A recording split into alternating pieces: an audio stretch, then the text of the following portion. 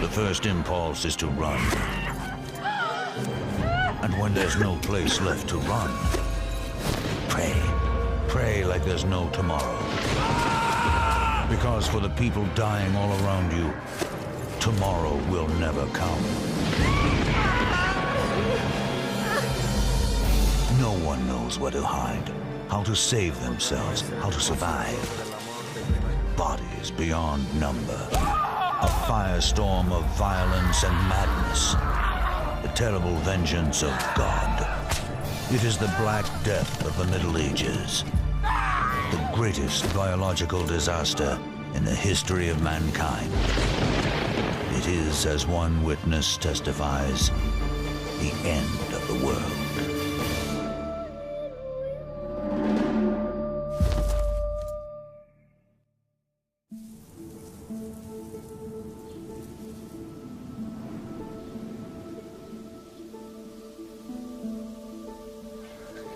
At the dawn of the 14th century, Western civilization is riding a phenomenal streak of prosperity. Europe has had 3, maybe 4 centuries of really good times. The church has been strong, various kingdoms have been strong, trade has grown, cities have grown, industry has grown, there haven't been any natural catastrophes, weather's been nice, population's been growing. It's really been a nice time for Europe. But this long expansion is about to collide with a new reality. Suddenly, global climate patterns shift. Temperatures plummet and crops fail. With startling swiftness, the Golden Age collapses and visions of the apocalypse come true. The 4 horsemen of the apocalypse have come. Famine hits, plague hits, war is all over, and death is all over. By the 1340s, war ravages the continent. The deepening crisis hits peasants hard. But nobles see an opportunity to make their fortune in the escalating chaos. At 33, Edward III of England is a seasoned ruler, and his island kingdom is not big enough to contain his ambition.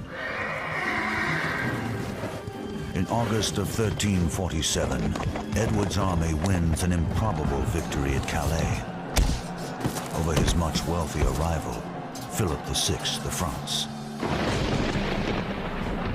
Edward now controls much of the French seacoast, but the conflict is far from over. This is the beginning of the 100 Years' War, and which is really a world war as far as the Europeans are concerned. It involves everywhere: Spain, Germany, Italy, France, England. King Edward promises his daughter Joan to Pedro, the Prince of Spanish Castile. It is a match meant to extend his reach as far as the Iberian Peninsula. For a marriage between the two royal families will redraw the map of Europe and make Edward's line the mightiest in Christendom. Barely 15, Joan has never met her fiancé, nor has she ever been to Spain. Like any young girl, Joan dares to hope her father has chosen a handsome prince, perhaps even a kind one.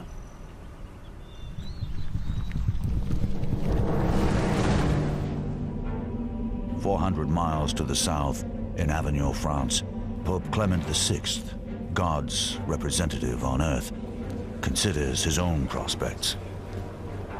For 1,000 years, his Holy Catholic Church has lorded over king and peasant alike, the greatest power in the Middle Ages. The religion of a medieval person was their life. It surrounded them. They thought nothing of going to church every day. Their life consisted of a lot of blessings, which they attributed to God, and cursings, which they kind of attributed to God too, although they blamed it on their sins. So their whole life was enveloped in this religious atmosphere. But in the 14th century, the church's seemingly impregnable facade begins to crack. Priests were coming under a lot of criticism for abusing their power. We have lots of examples of priests who had concubines, priests who slept with women in the village, priests who were considered corrupt. Even the Pope seems tainted. The French have hijacked the papacy, moving it from Rome to Avignon. The break with tradition seems to suit Clement VI, a worldly man who enjoys his opulent lifestyle, but it scandalizes the faithful. Despite the skeptics, Clement's word still carries absolute authority. But will it be enough to sustain his flock when the world comes crashing in? Questo è un messaggio urgente per il chirurgo. Sì. The one man who will prove to be his most trusted and courageous advisor is his personal physician, Guy de Chaliac. He's the medical practitioner of great renown. He had been in court medical circles since the reign of Philip the Fair around the turn of the 14th century, and now he is the attending physician, so to speak, of the Pope. In de Chaliac's world, religion rules science. So entwined are the two that a medical degree can only be earned with a master's degree in theology as well. But neither his medical texts nor his Bible will prepare de Chaliac for the horror to come.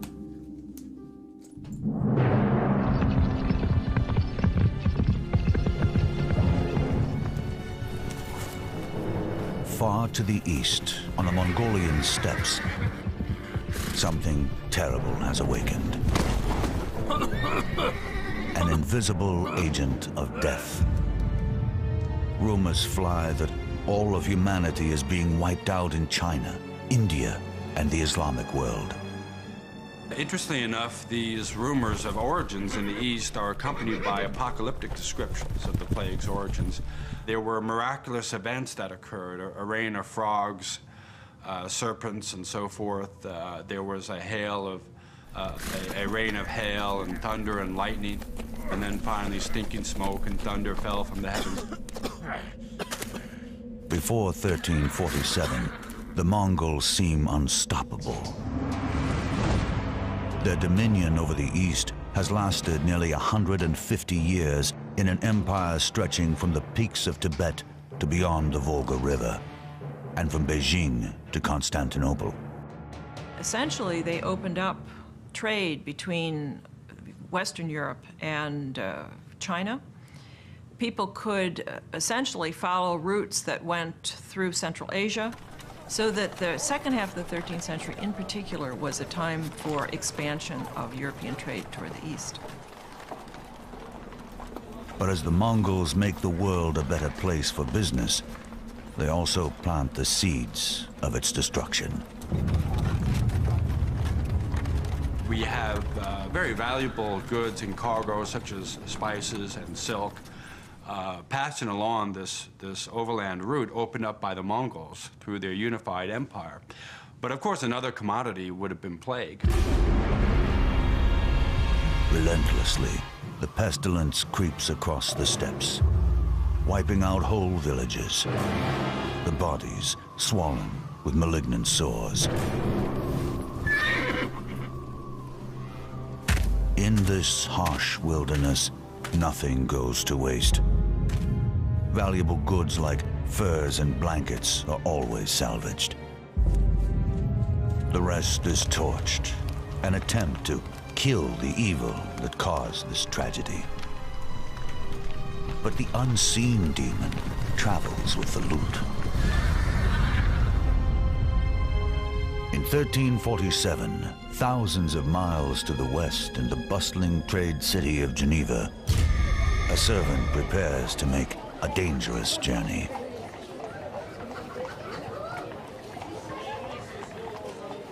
In a society defined by the doctrines of the Christian Church, he is already at risk. His name is Agamet, and he is a Jew. Jews had to have the explicit invitation and permission of the king to be in a town. They were, in a way that no other medieval person was, owned and directly dependent upon the king or a great noble like a bishop. At his lord's bidding, Agamet will venture hundreds of mountainous miles to Venice, where he can purchase luxuries which are unavailable in the common market stalls of his home. But his expedition also takes him into the darkest events of history. In England, a rider is approaching the end of another daunting journey. A troubadour, he has traveled for weeks, all the way from Spain. He is a gift from the Prince of Castile, sent to amuse his betrothed, the English Princess Joan. He will sing her songs of love on her wedding voyage to Castile, a romantic gesture for the pleasure of a young girl. On the way to Castile, Joan and her entourage plan to stop on the French coast and visit their estate in Bordeaux.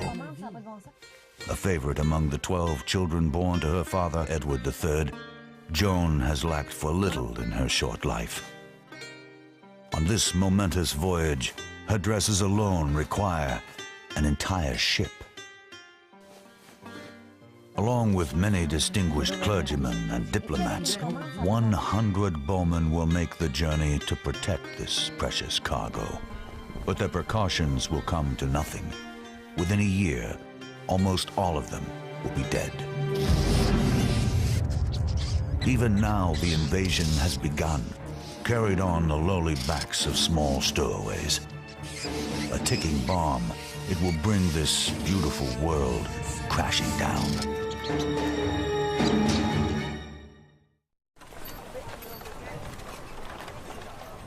Trade routes opened by the Mongol Empire now encourage the spread of goods, people, and pestilence into the heart of Europe.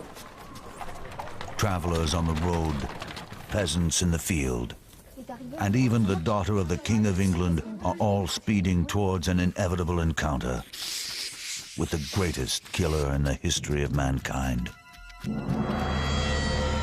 Black Death.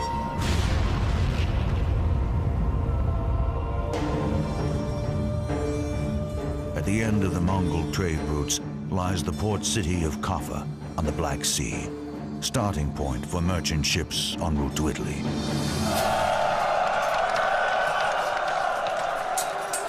In 1347, the Mongols attacked the Christian city of Kaffa, hoping to take this vital trade link for themselves. At first, it seems as if the town will fall to the relentless assault. But in the heat of hostilities, the Mongols suddenly confront a virulent new enemy, plague. It inspires them to launch a final desperate plan. The Mongols got the plague and had to call off the siege. But before they left, they decided to catapult their dead corpses, their dead bodies of their victims, into the town in order to, quote, extinguish everyone inside and give the plague to their enemies. And apparently this is how the plague was communicated by the Mongols to Europeans. It just may be the first incident of germ warfare in recorded history. While the story might be more legend than fact, the Mongol pestilence spreads to the townspeople of Kaffa. The plague is fairly slow-moving for an epidemic disease. In 15 years, given the vast stretches of the steppe and the thinness of the population, would be about the right time to get it to Kaffa.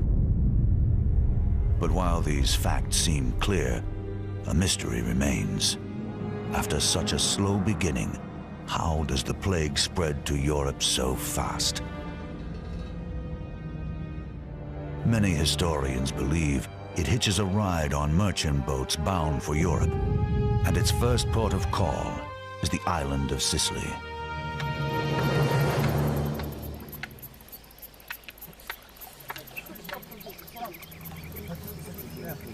To the people of the shore and inlets of Italy, the waves have always delivered up the odds and ends of the Mediterranean storms. But this year, something different washes ashore. Ah! Oh mio Dio! Andiamocene via! Andiamocene! Aspettami, aspettami! And in the towns, ships from the Black Sea sail into harbor, bearing something foul.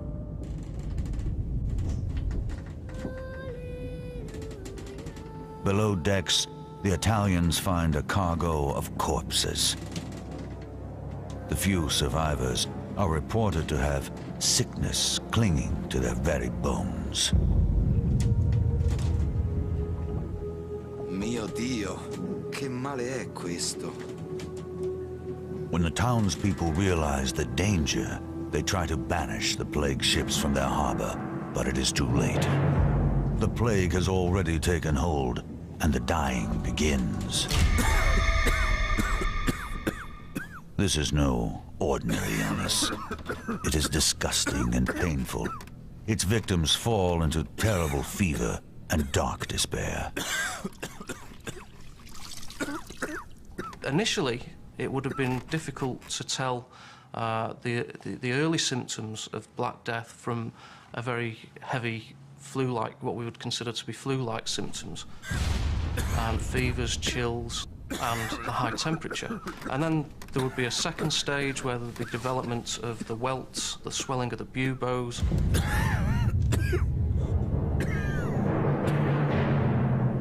The bubo is a painfully enlarged lymph gland in the neck or groin. They become black and can swell to the size of an orange. It is these buboes that suggest bubonic plague may be the cause of the Black Death.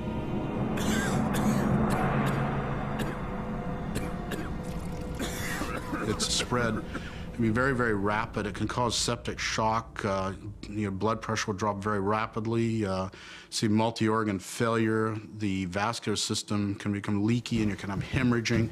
The buboes themselves are very, very painful. It's a very awful way to die.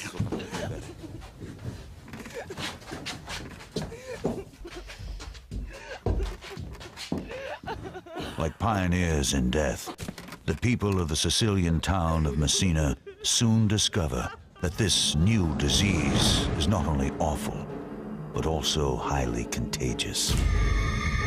It quickly spreads within families, sowing terror in every quarter. This more or less struck out of the blue, and nobody had seen anything like this. So these people were like, they were like Columbus is in the land of mass death. That's just what they were like.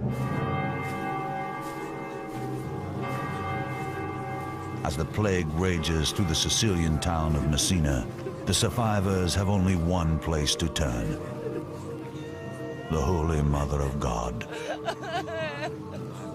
Those still able to walk trek to her shrine 6 miles away and carry her back to the city. Santa Madre, proteggici da questa malattia in nome di Cristo. Despite their urgent pleas, the Virgin refuses to help them, according to the Italian chronicler Michele di Piazza. The arrival of the statue profited nobody. The Messinese were so loathed and feared that no man would speak to them or be in their company, but hastily fled at the sight of them, holding his breath. The visibility of the disease, it marks an individual out as having that disease, and that's very important in terms of creating a social stigma. Though the Sicilians shun their Messinese neighbors, they cannot outrun the disease. The mark of sickness leaps across the island with startling speed. And the horror has just begun. Already other Genoese ships from Caffa are landing on the Italian mainland. They bear furs, textiles, and rats, all fine purveyors of death. Like an avenging angel, the plague will sweep across an unsuspecting continent as the apocalypse begins.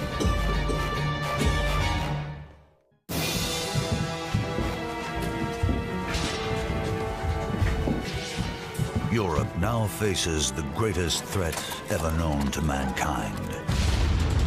Swift and deadly, it seems to come from nowhere and everywhere. As it reaches Italian shores, people are utterly defenseless.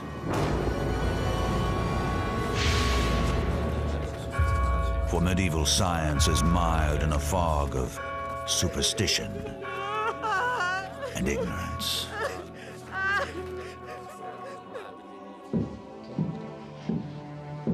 Guy de Chauliac is surgeon to Philip VI, King of France, as well as Pope Clement VI, who resides in Avignon, France. Renowned for his great intellect, he has been trained by the best physicians in Europe at the monastery in Montpellier. His techniques, like bleeding with leeches, are all designed to restore balance to the body.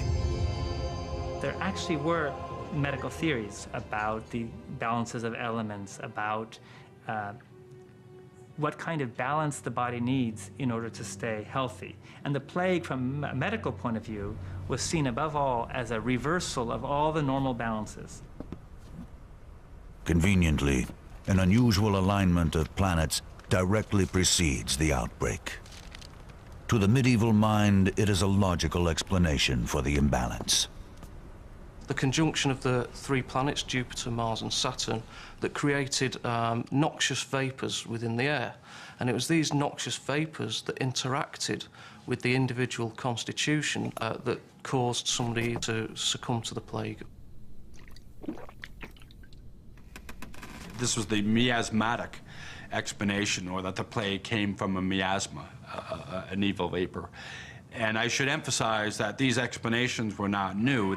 They were very old. And so entrenched that it is almost impossible for the medical community to depart from this way of thinking.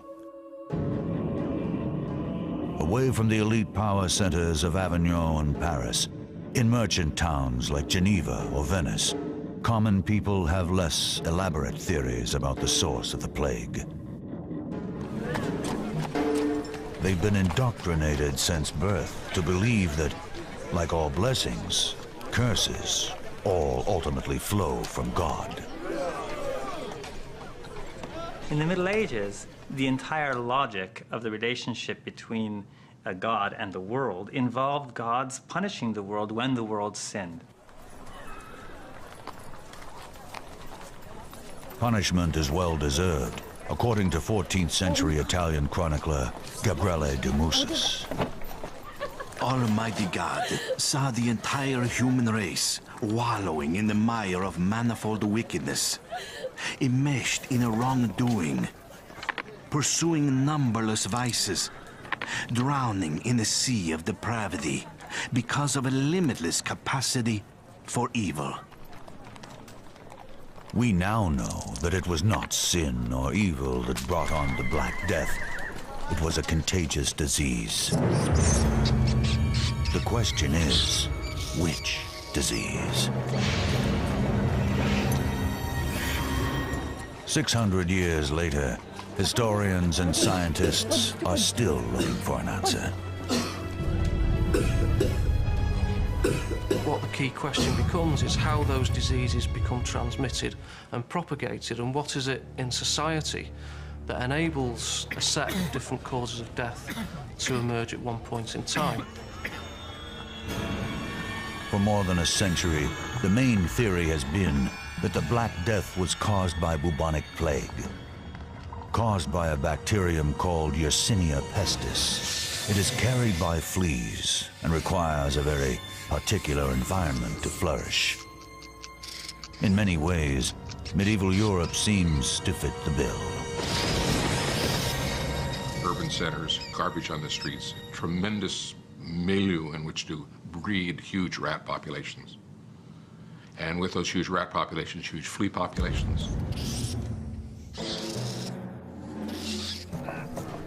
A single flea bite injects the victim with Yersinia pestis bacteria. They quickly multiply in the lymph nodes, filling them to bursting. Once released into the bloodstream, the bacteria causes the black welts that give the Black Plague its name. And there is another, even deadlier form of the disease, called pneumonic plague. It needs no flea to spread its poison. In some instances, the bacteria will go to the lungs and lodge there and begin to proliferate. If you cough and you have also hemorrhaging in the lungs from the bacteria, you can get what's called a bloody sputum, where your spit has blood, flecks of blood in it. And if you're coughing, those respiratory droplets can be quite infectious, and then you can infect another person. Both the environmental conditions and disease symptoms suggest bubonic plague was the cause of the Black Death. But some scientists vigorously disagree with this theory. They point to one inexplicable and compelling fact: the shocking speed with which the disease spread. It basically spread across Europe, Western Europe, within 4 or 5 years. It's incredibly rapid spread, considering that they didn't have trains, planes, automobiles, that the transportation was by foot or by horseback. I mean, it's a very, very rapid spread of the disease.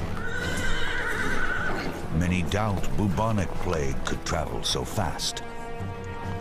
The speed at which the disease spread around communities isn't consistent with what we know about bubonic plague. So this has led some historians to suggest that perhaps there was another causal mechanism involved, there was another epidemic disease involved. Perhaps one suggestion has been the spread of anthrax. Other authors have suggested it might have been an Ebola-like virus. There are clear differences here in relation to the way in which disease is spread. Why does knowing the truth about a disease that happened centuries ago concern us today?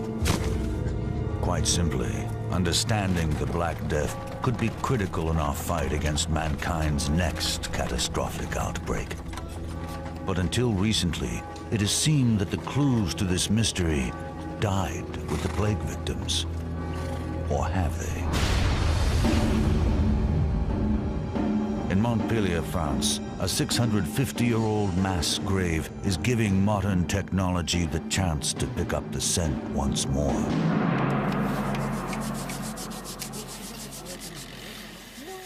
A contemporary team of French researchers exhumes the bodies of plague victims, breaking new ground in a new scientific frontier. Black Death studies are still young. It used to be thought Black Death couldn't get anything out of a skeleton. It was a tissue disease. All we have are the bones. Couldn't get anything from it. Now with DNA, with some of the other things that we can get out of bones, there's some possibilities. It's still very, very controversial, but there's some possibilities that we might learn more and more. The researchers are mining for biological treasure, the teeth of plague victims. Like a locked box, a tooth seals in the DNA of organisms traveling in the bloodstream at the time of death, including, perhaps, the very agent of death. On a trouvé quelque chose, je crois que c'est important. Les dents sont entières.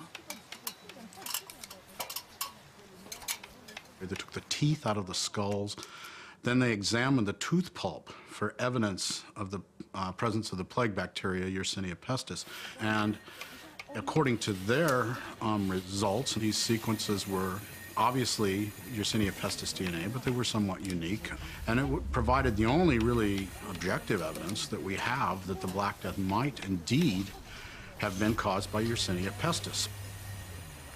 The French results bring the mystery of the plague one step closer to its solution. But more study must be done, more graves investigated. The scientists' work will continue.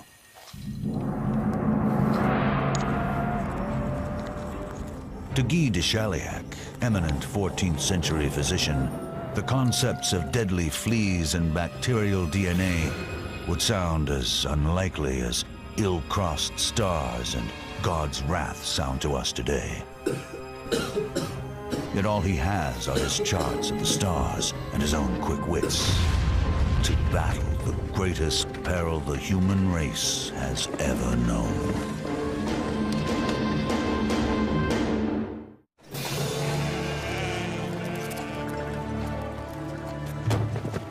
By the autumn, the Black Death has made its way from the Far East and is sweeping over Sicily, leaving panic in its wake. It is a disaster without precedence, as if God himself has deserted his children.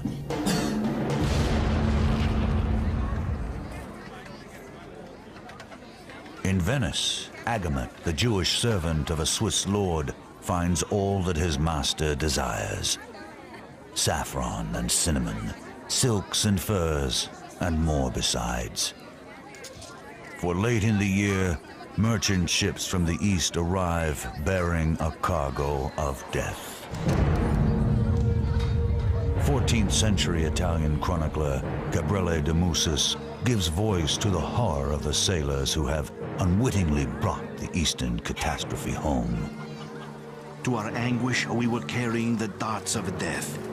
We were spreading a poison from our lips even as we spoke. Of course, they didn't have any idea that the plague was spread by a bacterium, by a microscopic organism that can't be seen by the naked eye. But they did have a sense and a knowledge that the plague could be spread from person to person. As Agamet heads back to Geneva, the world behind him begins to fall apart. Venetians are dying at the astonishing rate of 600 a day.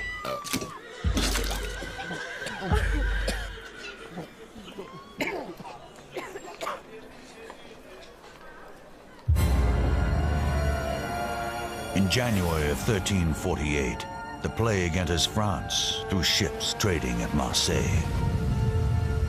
It sails over water to Spain. In Barcelona, 60% of the population perishes.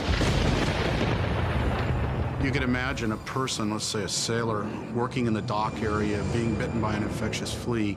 They would get on their ship, and then they could travel on their ship. And they wouldn't become sick for, again, 2 to 6 days. So there's the potential for people to move around, move from one area to another before becoming ill. Of course, this same ship may have rats with infectious rat fleas, and then when the ship reaches a port, those rats and their fleas can get off and spread the disease as well.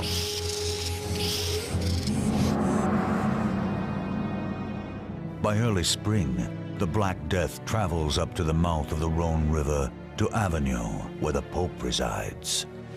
Vignerin, je vous en supplie. La maladie frappe à la porte. Docteur, notre permis protéger. Though Guy de Chauliac urges him to flee, Clement VI reportedly refuses to leave his palace. By August 1348, the plague reaches Paris. Half its population will die. When it lands in Bordeaux, England's Princess Joan is just arriving from her sea journey. She will rest at the family estate for a while and then continue on to Castile and her prince.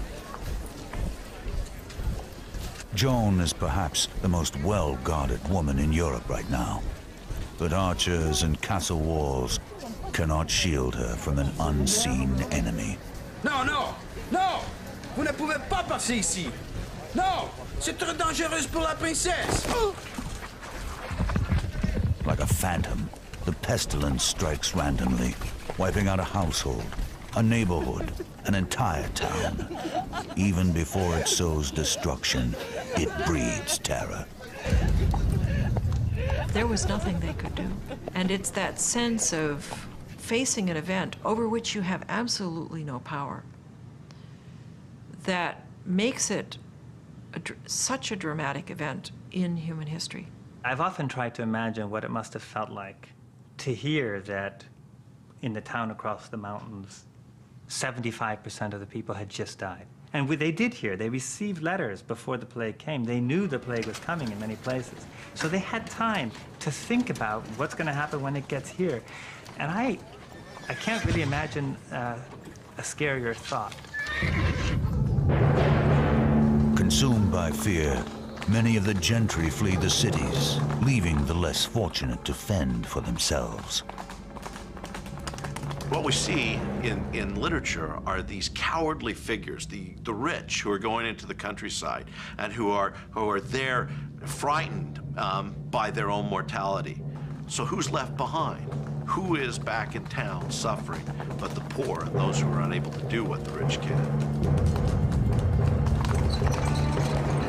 In England, Edward III and his eldest son retreat to a country estate, bolting the gates behind them.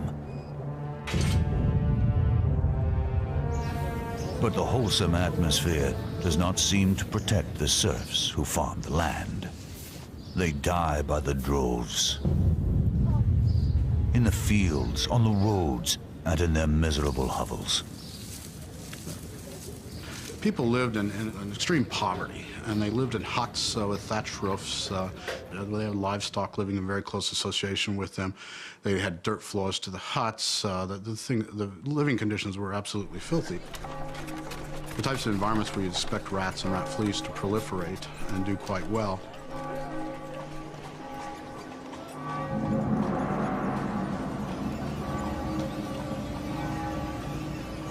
As conditions worsen, the church too seems to fail its flock. Fearing contamination, some priests refuse to administer last rites to the dead. Padre, mia Maria e la piccola Anna Maria hanno bisogno di lei. Lei stesso l'ha battezzata.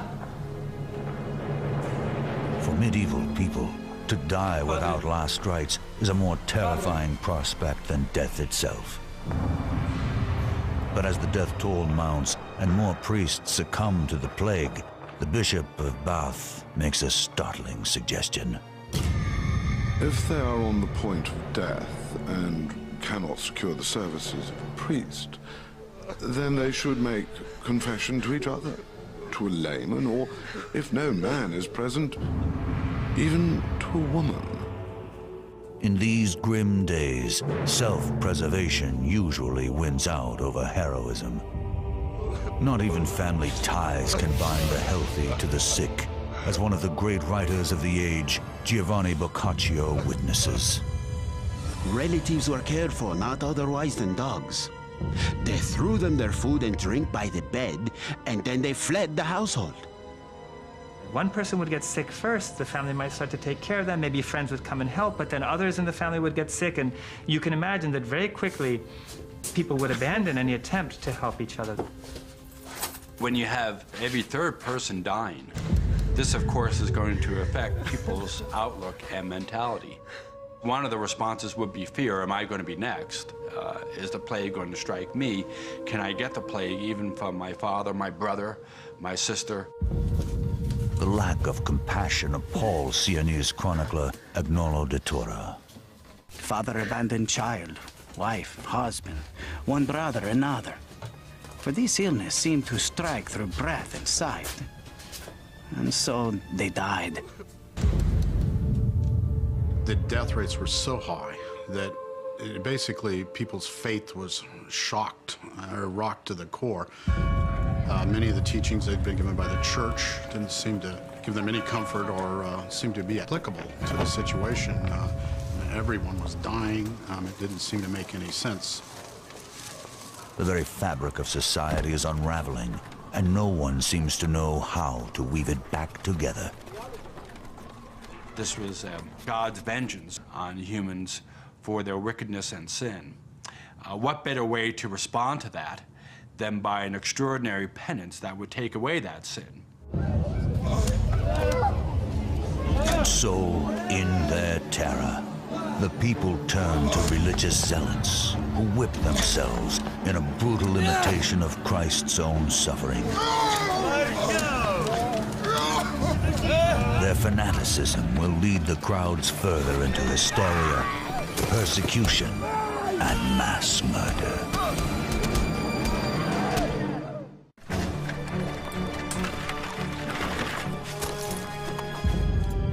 By 1348, the Black Death has traveled from Sicily to England, carried in trade ships aboard the backs of rats.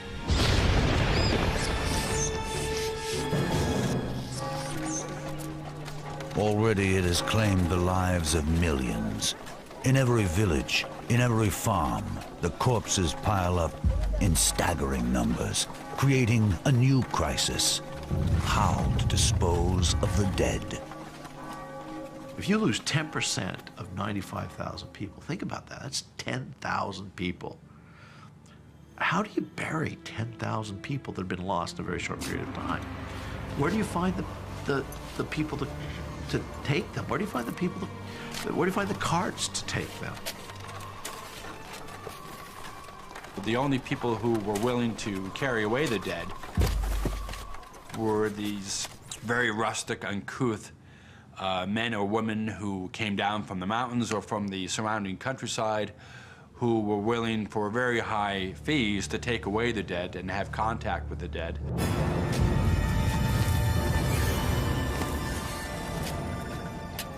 The smells must have been very difficult, and people tried to accommodate that by having fires and, having sweet smells around. They tried to cover up the smell of death. But you can only go so far with that.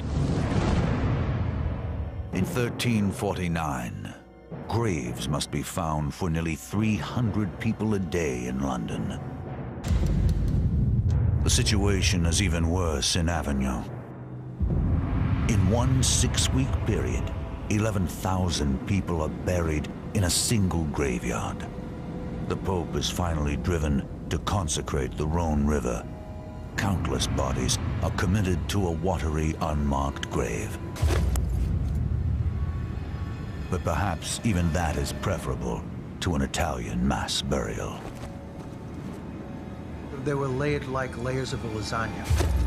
They would put the bottom layer, sprinkle a little dirt, a second layer, sprinkle a little dirt, third layer, sprinkle dirt. In Siena, in the Tuscany region of Italy, the toll is literally unbearable. Fully half the population is reported dead. Siena citizen Agnolo de Tora raises a lament that has lost none of its poignancy after 6.5 centuries. In many places, great pits were dug and piled deep with the multitude of the dead. And as soon as those ditches were filled, more were dug. I, Agnolo di Tura, buried my 5 children with my own hands. And so many died that all believed it was the end of the world. In spite of the personal risk, some brave hearts hold fast, combating the mounting crisis. Many doctors have stopped seeing patients to save themselves. Not Guy de Chauliac. He stayed. I think there was not just bravery, but a certain scientific curiosity there. He wanted to see what this great blazing demon was and how it worked. Guy de Chauliac seems to do what a more modern medical practitioner would do, which is he doesn't understand the disease, so he takes part in helping individuals with the disease until he gets it, and then he writes about it. In his remarkable journal, the careful surgeon catalogues all the symptoms of the disease while making note of which treatments seem to be most effective. In the summer of 1348, Guy de Chauliac is said to have prescribed fire itself as a preventative for Pope Clement VI. 4 great basins of oil and wood are set ablaze on either side of the Pope's throne, a fortress of flames against the ravages of the plague. It gives us this image of the Pope running from society, so to speak, sequestered in an interior room that is now blazing hot with fires built up around him. Clemens formed his own hell, if you will, in order to keep out of plague's reach. And if your dominant medical theory of disease causation is the miasmas and the bad vapours in the air, then if the smoke given off by the fire has a purifying effect, then clearly that makes some sort of sense in terms of warding off infection. Whether by fire or luck, the Pope survives the plague. But Princess Joan, the favorite daughter of the King of England, does not. Like almost half the population of Europe, she falls victim to the Black Death. Her father, Edward III, is powerless to do anything but mourn. Destructive death, who seizes young and old alike, has lamentably snatched from us our dearest daughter, whom we loved best of all. All the trappings of authority have just disappeared, and you see one human being, one grieving human being, and he's speaking to another person, and it's a voice that's immediately recognizable 700 years later, despite the trappings of authority. All authority, medics, clerics, nobles, fail. And so the masses turn elsewhere for salvation. Along the Rhine region of Germany, the faithful decide to take matters into their own hands.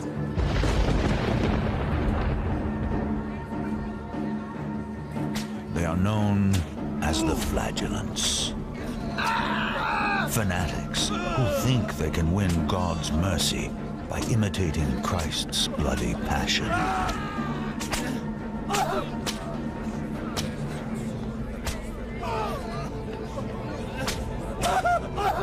Theirs is an extreme measure for an extreme time, and people flock to them in droves.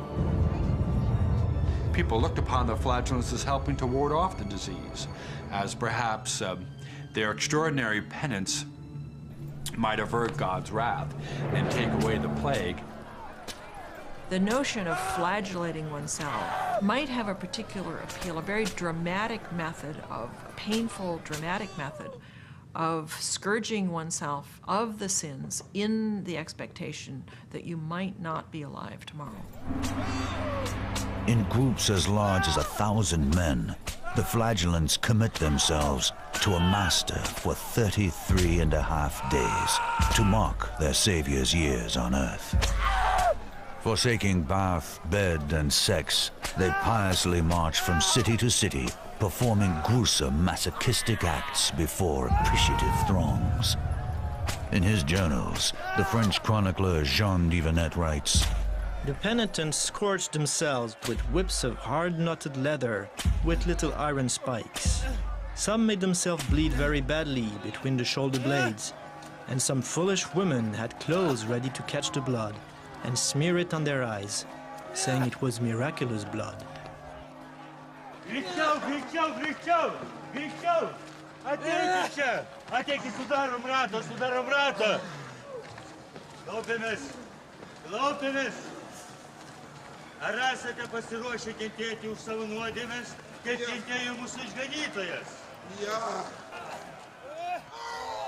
Pope Clement VI, however, feels threatened by their growing influence. The Flagellants were suspected by the organized religious establishment. Their coming to a place often created a lot of commotion, and sometimes it was accompanied by even movements against the town authorities or other groups. Religious reform, too. As the plague progressed, one senses that all the institutions in medieval society, including most notably the church, were shown to be as, the plague showed them to be as powerless as, you know, they were just like everyone else, as the poorest peasant. This juggernaut will be hard to stop. The medieval masses are ready for a miracle, and the Flagellants seem ready to deliver. That's what the flagellant processions and the sermons that attended them created. This moment of heightened, messianic, apocalyptic, now is the time expectation. In 1348, a maelstrom of hate more vicious than even the Black Death itself erupts. Shock gives way to a witch hunt. Someone must be responsible for this catastrophe, and they should pay. In a torrent of hysteria and fear, the crowds target the helpless and innocent in a bloodbath of biblical proportions.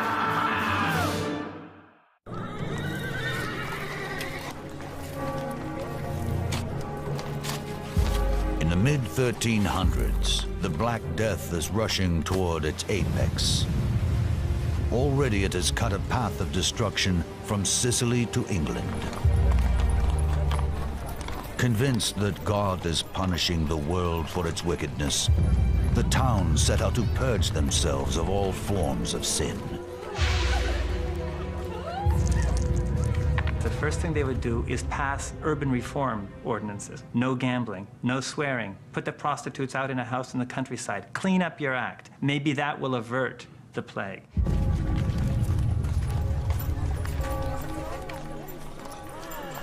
Bene, bene, bene. Questo non deve succedere mai più. E voi, seguiteci. Per voi e per le ragazze è tempo di prendere una vacanza. In many towns, like Pistoia, Italy, town fathers combat the plague with new laws, changing the treatment of the dead. Ordinanza numero 3. I cadaveri non potranno essere rimossi dal luogo della morte prima che vengano chiusi in una cassa di legno. Ordinanza numero 5. Che nessuno abbia l'ardire di portare cadaveri all'interno della città. Ordinanza numero 30. Durante i funerali le campane non potranno essere più suonate. The tolling of the funeral bell, once a comforting sound to mark the passing of a loved one, has become an incessant reminder of a world gone to hell. There were so many people dying that you might have, a priest might be leading one procession, a procession of one person to a grave, and then he would look behind him and he would see 10 more that he would have to accompany to their grave. So there was a mass death, so much death, in fact, that people, in a sense, became inured to it or hardened to it, that now funerals became the occasion of witticisms and jollification. But in Germany, the escalating death toll brings out something even worse in people. The extreme violence of the flagellant movement.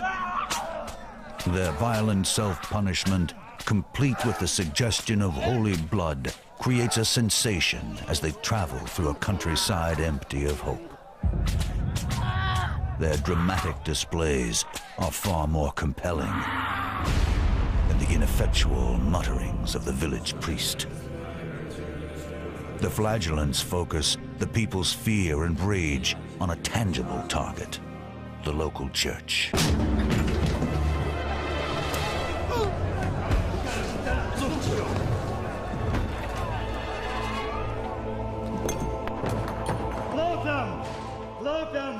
Believing their bloody sacrifice earns them God's grace, flagellants claim to perform Christ-like miracles.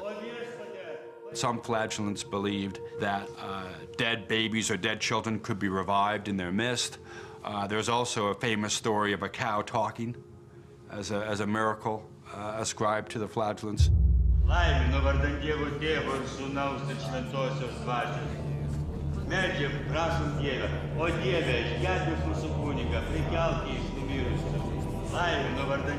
Along the Rhine, it seems as if miracles are being performed. While in Avignon, France, the very heart of Christendom, 400 people are dying a day.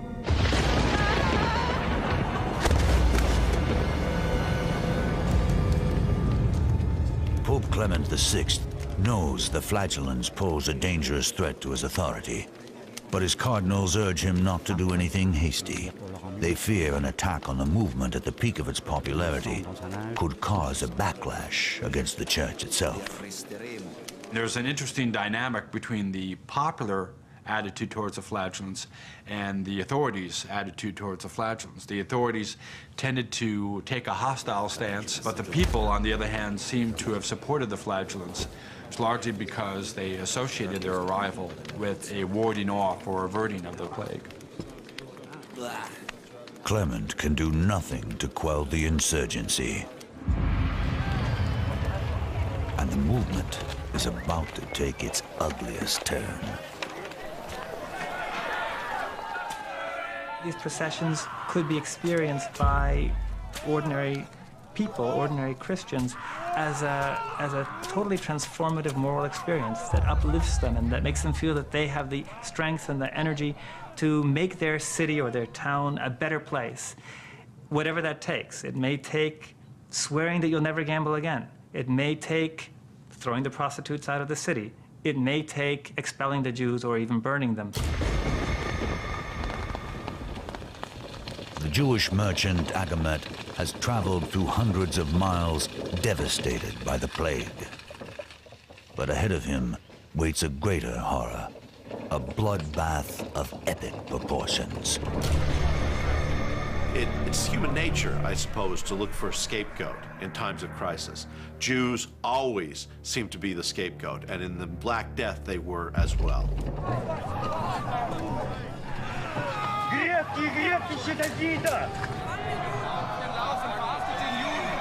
For the flagellants, it is an easy leap from criticizing the church to attacking the Jews.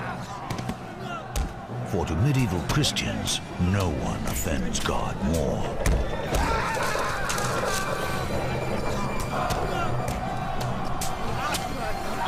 There is a whole history of blood libels against the Jews, a whole history of persecution of the Jews by Christians during the Middle Ages. Betrayed by his distinctive clothing which marks him as a Jew, Agamet is taken to town officials for questioning.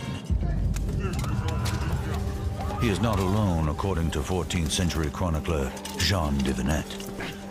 The infection and the sudden death which it brought were blamed on the Jews, who were said to have poisoned wells and rivers and corrupted the air. Ein Beutel, den dir der Rabbiner gegeben hat. Was war denn eigentlich im Beutel drin? Ich habe keinen Lügner. Keinen bekommen. Lügner. Keinen. Du hast Flüsse vergiftet, nicht wahr? Ich schwöre. Lügner. Lügner. After hours of torture, Agamet breaks down.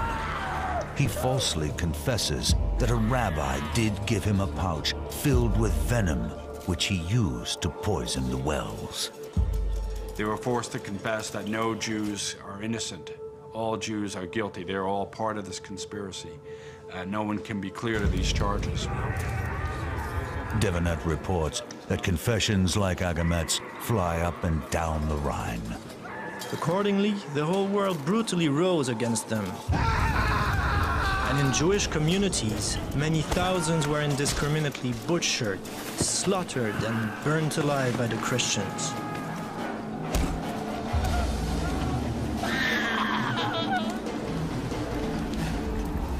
What's poisoning us is the Jews' presence itself. That the Jews' presence is a moral failing.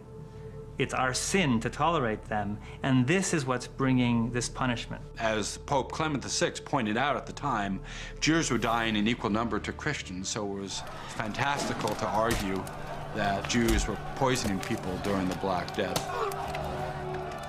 The Pope's pleas fall on deaf ears. On St. Valentine's Day, 1349, the citizens of Strasbourg round up as many as 2,000 Jews and burn them at the stake. The atrocity is repeated in more than 15 cities in Germany and Switzerland. The people of Europe have been poisoned, not by some insidious Jewish plot, but by fear, hate, and ignorance. The lethal combination is spinning out of control, even faster than the Black Death.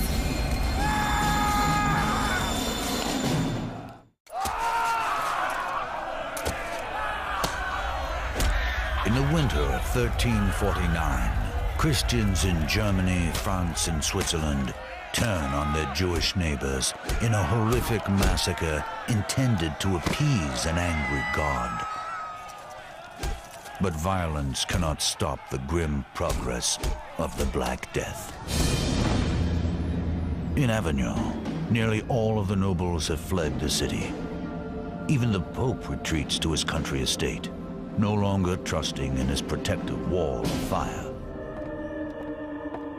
Only one member of his court stays behind, the renowned physician Guy de Chauliac. But the aging surgeon's final investigation of the disease comes perilously close to home. Guy de Chauliac continued to make the rounds during the plague in Avignon to the point where he himself came down with the illness. And even on his deathbed, he doesn't quite know what it is that we've got. But he's willing to help people. He's willing to try. De Chauliac's heroic commitment to his patients has brought him to the brink of death.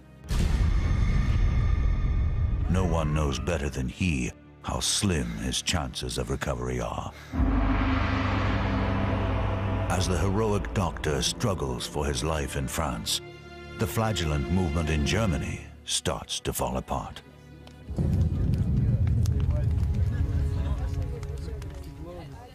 Originally made up of pious zealots, the flagellants now attract outlaws. They greedily hoard loot stolen from the churches and openly consort with rowdy women. One gets the sense from some of these stories that in some of these villages, the flagellants were almost treated like rock stars, and that there might be what would be after flagellant parties. The sight of the blood, the stripped down bodies and the sweat and the lean muscular frames and all of that, no doubt aroused many young female peasant hearts. That and the fact that you just had so much emotion loose in at that moment in time. It is simply too much. The authorities finally move against them. In October 1349, Pope Clement VI calls for the flagellants to disperse and is roundly ignored. The church actually has to look to the political means of stopping the flagellants. The flagellants begin to be arrested or they begin to be chased away by military officials.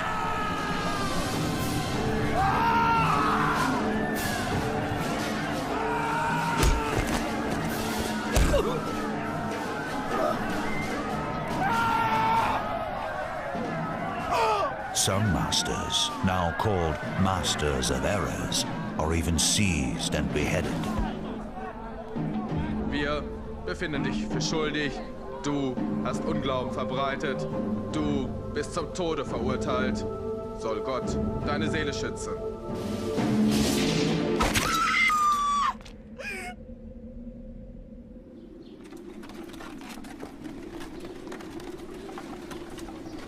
Even with the flagellant movement broken, much of Europe remains violently hostile to the sadly diminished Jewish community. The survivors become refugees, searching for a safe haven. Most of Europe, France, England, large parts, many German cities, had no Jews by the end of the 14th century. They'd expelled them or killed them. But in some places, Jews were being given greater protection by monarchs and invited to settle, and one of those places is Poland. In 1349, Poland is ruled by King Casimir the Great. The legends are that he fell in love with a Jewish woman called Esther, and it was out of love for her that he issued this bull of protection to the Jews of Poland and invited more Jews into Poland. One of the ironies is it pushed the German Jewish community toward Poland. And 700 years later, that sort of came full circle again with the same group of Germans. winter of 1349, the plague pushes north to the Scandinavian peninsula. By the time it reaches Russia, 2 years later, the crisis is over in France. After wiping out almost half the population of Europe, the plague itself is sputtering to an end. Infectious diseases have these natural cycles that they go through until that cycle is broken, either by human agency or by, for example, a change in virulence of the infective organism itself. As the Black Death proceeded and as the humans began to die and society, that it was falling apart basically, it's possible that the human numbers drop down below a certain level and that these outbreaks can't maintain themselves. The magnitude of the final death toll is so vast that it strains the human imagination. I think the plague was unprecedented in the scope of its mortality, and I'm of the opinion that the mortality was higher than most scholars are willing to accept. I believe that the average mortality was close to 50%, not a third or 30% as most scholars claim. Urban centers and religious communities have suffered most. 60% of Venice has been swept away in the epidemic. In Avignon, half the citizens are dead. At the monastery in Montpellier, where Guy de Chaliac received his training, only 7 of the 140 original monks are left. England is reported to have lost fully 2 million souls, a third of its total population. But Edward III, King of England, survives, as do other nobles who've taken shelter on secluded country estates. There's a somewhat lesser death rate among the upper classes, partly because they could move. They could leave an urban area, they could leave a town, they could go out. Their castles or their manor houses might provide an environment that was a little less conducive to the contagious nature of plague. Pope Clement VI, who deserts Avignon during the worst outbreak, is also alive and well. More amazing is the recovery of his surgeon, Guy de Chaliac. His journals record his words. Towards the end of the plague, I developed a fever with a swelling in the groin. I was ill near on 6 weeks. When the swelling had ripened, I treated it with figs and cooked onions mixed with yeast and butter. I escaped by God's grace.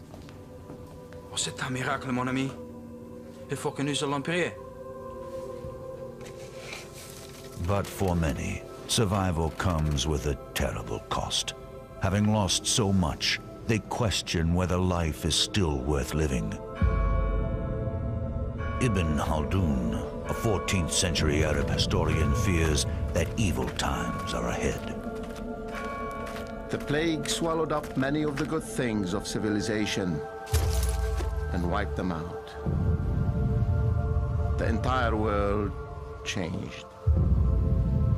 Think about the impact of losing 15 million people, what that does to society, what that must have done to the church, what that must have done to science, to medicine, to art, to literature. What if you lost a Da Vinci in there? What if you lost a Leonardo? What if you lost a Michelangelo because of the Black Death?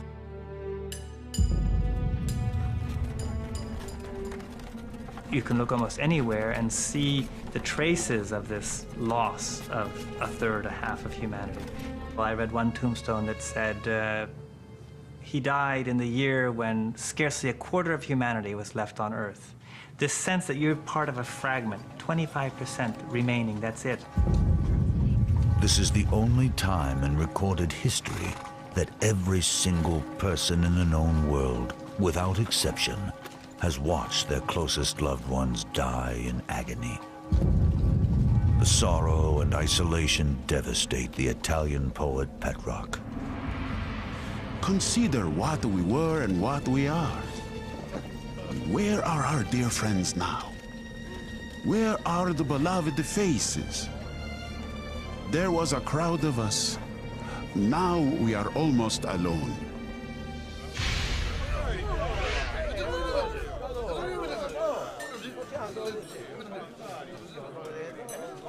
But for some, rather than sorrow, the plague brings the opportunity for looting, drinking, and brutality. In the empty houses of the dead, wild excesses overflow. Giù le mani da lei! Quella è la mia donna! Maiale!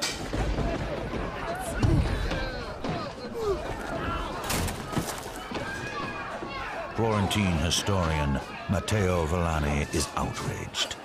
Men gave themselves to the most disordered and sordid behavior more than ever before. They rushed headlong into lust.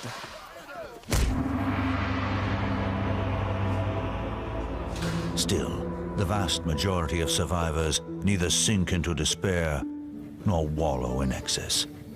Most simply pick up and get on with the process of living. They never lose faith in God, or, even more remarkably, their faith in the future. Medieval people also had the assumption that God would make all things right, that God had a plan, that the apocalypse would set things right in the end, or that there would be a renewal, a restoration, that this was not simply the end, there would be something that would come beyond. What's amazing in a way is how quickly these societies renormalized, re-routinized, became functioning societies again. Their faith makes it possible for medieval people to not just survive, but actually go forth and multiply, according to French chronicler Jean de Venette. When the epidemic was over, the men and women still alive married each other. Everywhere, women conceived more readily than usual. The pause in violence will be unbearably brief. For even as society tries to heal itself, chaos erupts once more. The old mold has been smashed, and the new one will be shaped at the point of a sword.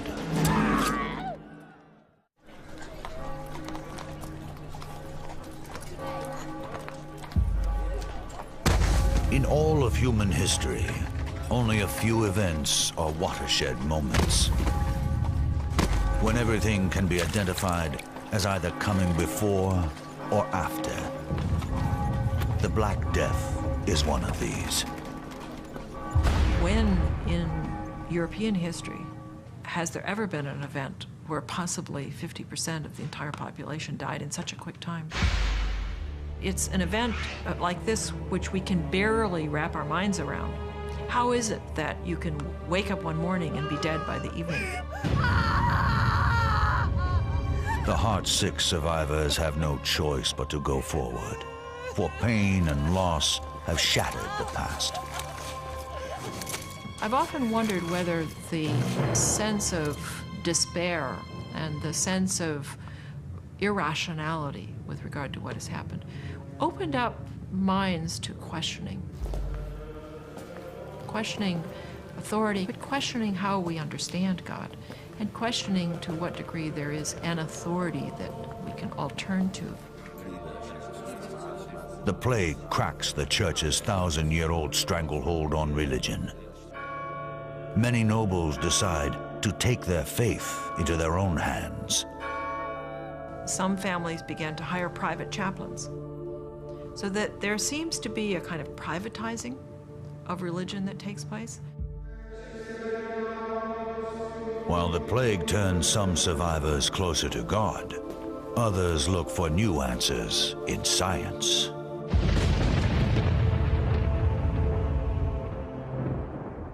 In Avignon, France, plague survivor Guy de Chaliac is driven to write his masterpiece, the Chirurgia Magna, or Great Surgery. The authoritative text of Western medicine for the next 300 years. He bases it not on ancient philosophy and astrology, but upon his own first-hand observations of disease. The plague had an important impact in the practice of medicine because when the plague arrived, the university-trained physician who was basically an internist and didn't do any clinical medicine. His knowledge of medicine was all theoretical. After the debacle of the plague, medicine became increasingly more practical. In the Italian countryside, another transformation is taking place. Prior to the plague, famine is common. Though every inch of land is sowed, supply never catches up to the soaring demand. Now, even with much of the land gone fallow, there is food to spare. For the first time in centuries, farmers can grow not just grain, but luxury crops. And so, Italy becomes a country rich in olive oil and fragrant fruit. Francesco, vieni giù ad aiutare. Non posso fare tutto da solo. Sì, papà. Italy's orchards underline a grisly fact. A sudden drop in population has its advantages. As people died, wages rose. And as people died and lands were vacated, people who in the past were relatively poor could afford to begin to invest in land. And what that meant was that all of a sudden people who had been peasants were now what we might call kulak class. They were now landowners. They had decent-sized farms, and they could actually live independent lives rather than working the fields of others. One of the interesting things is to look at the diet. Their diet, which is almost strictly grain-fed diet, ale, bread pudding, bread, now has quite a bit of meat in it, has some vegetables in it. La cena è pronta. Andiamo, figli. But as the fortunes of peasants rise, the lot of the ruling class plummets. For centuries, nobles have depended on serfs to work the estates. Now, with better jobs drawing peasants elsewhere, nobles are left without a labor force, forcing them to gather their own bitter harvest. A clergyman gleefully notes how the mighty have fallen. Churchmen, knights, and other worthies have been forced to thresh their corn, plow their land, and perform every other unskilled task if they are to make their own bread. Ma che stai facendo? Ma come la stai usando quella zappa? Marito mio, giuro che te la faccio mangiare Ma questa guarda pala. come stai zappando, se la usassi bene, non staremo qua tutto il giorno. Many impoverished nobles refuse to lower themselves to farm work. Instead, they seek their fortune the old-fashioned way, at the point of a sword. You have a lot of military types running around. Sometimes they're employed by France or England or Spain or Catalonia or someone, in which case they're drawing a salary and looting cities for pay. Sometimes they're unemployed and they're looting cities to feed themselves. To make up for the shrinking size of their armies, knights create new rules for an old game. Guerrilla warfare is born, and worse. Have all these demilitarized men roaming the land, looking for opportunities to pillage. And that's really where things like scalping, for example, come from. It was the terror tactics of these groups of military men seeking to extort from villagers and from city folk.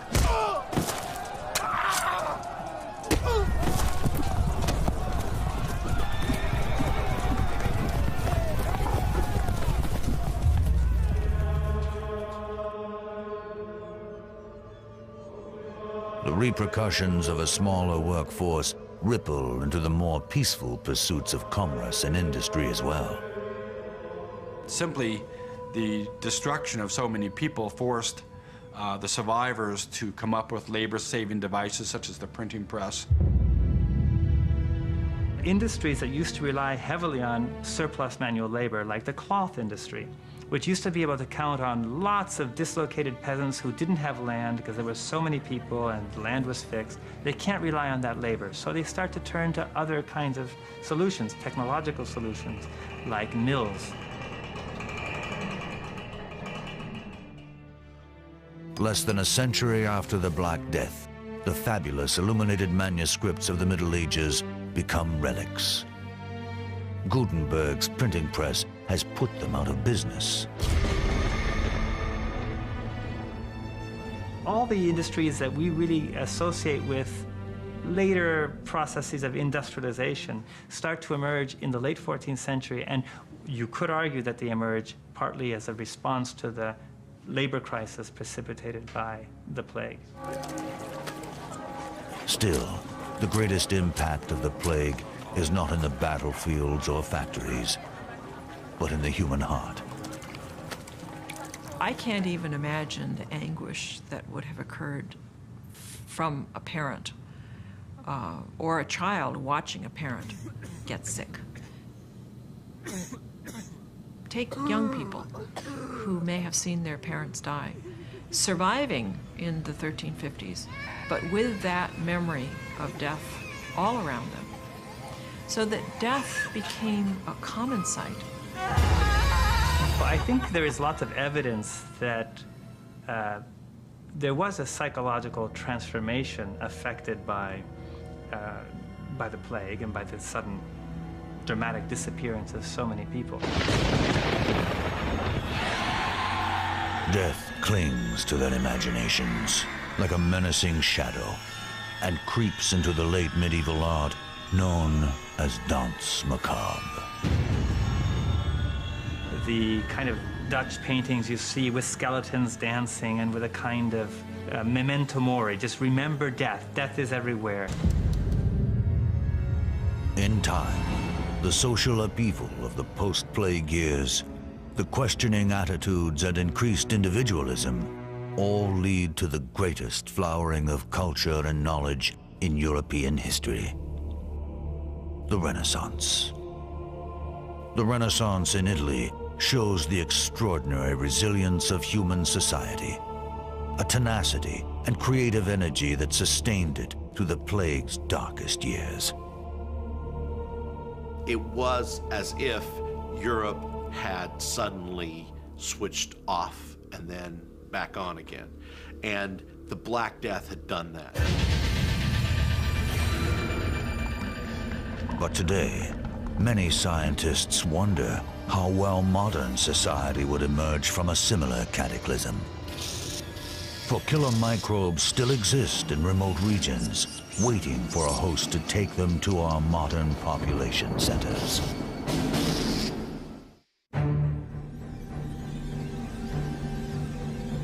Between 1347 and 1350, nearly half of the population of the known world perishes. Nothing before or since. No earthquake, no war, no weapon of mass destruction has ever caused such mortality. The ultimate enemy are microbes. And man has no reason to think that because of his superior intellect, if it really came down to a battle, he would necessarily win.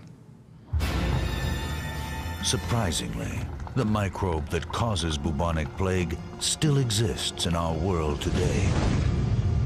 In Saudi Arabia, North and South Africa, parts of South America, and the United States.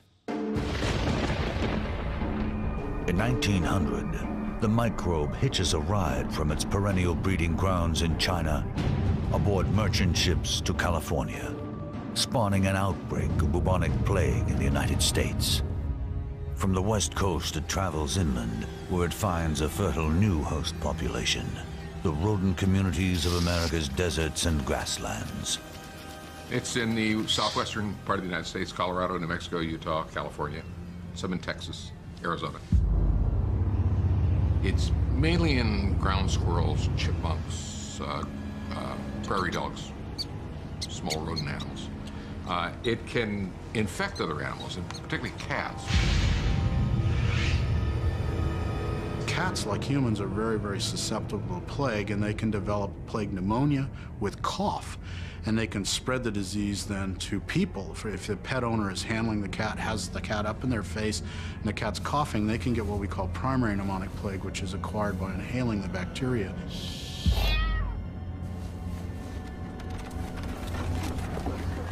When the Black Death ravages the people of the 14th century, the only effective treatment seems to be a miracle.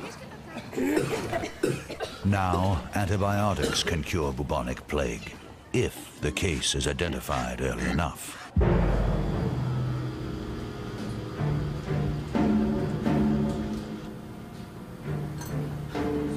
Began immediately tracing contacts, looking for whoever might have been in contact with this person might have been exposed. And then quite often these people get prophylactic antibiotics to make sure the disease doesn't spread. Yersinia pestis, the microbe that causes bubonic plague, is well known and understood.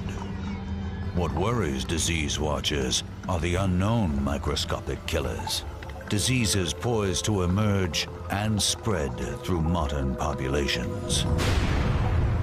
Things entering into the food chain, things changing hosts that you'd never dreamed would change hosts, things appearing in unlikely areas. AIDS, SARS, valley fever, avian flu, and Lyme disease all appear in modern populations simply because things change. Microbes are given an opportunity, and they take it. Lyme disease really was let loose because suburban forests in the Northeast were being cleared for suburban sprawl. So it's the same phenomenon. I mean, we're doing that today. We don't know what agents we're going to let loose.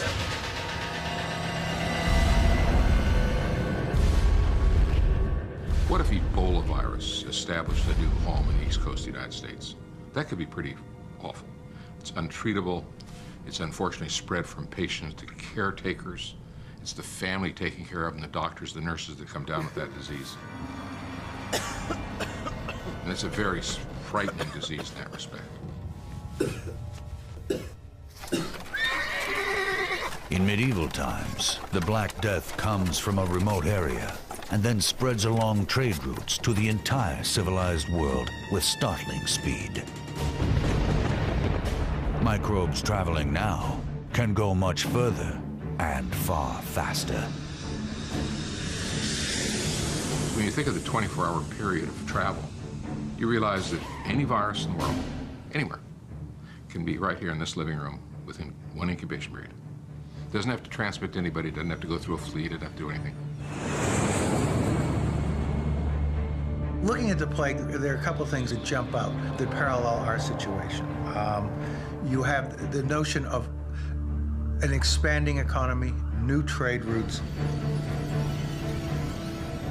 You realize that 500 million people every year cross international borders on international airline flights. 500 million a year. 70 million work outside their own country. I mean, the numbers are just staggering of the amount of movement, the speed of that movement, and the density of the humans. Put that together, it's a setup.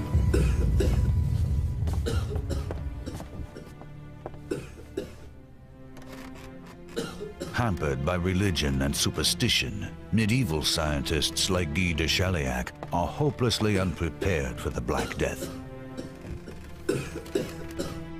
Many experts fear that when confronted with a catastrophic epidemic, modern science will be equally surprised.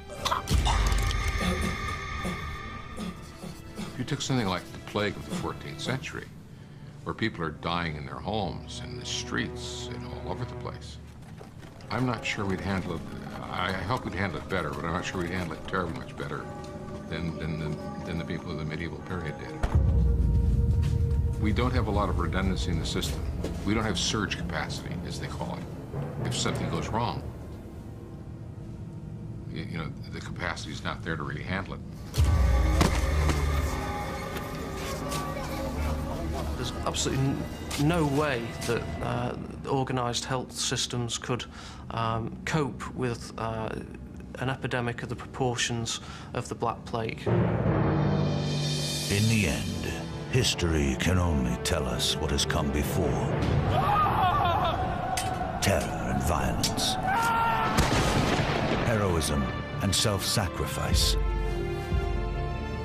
Restoration and renewal.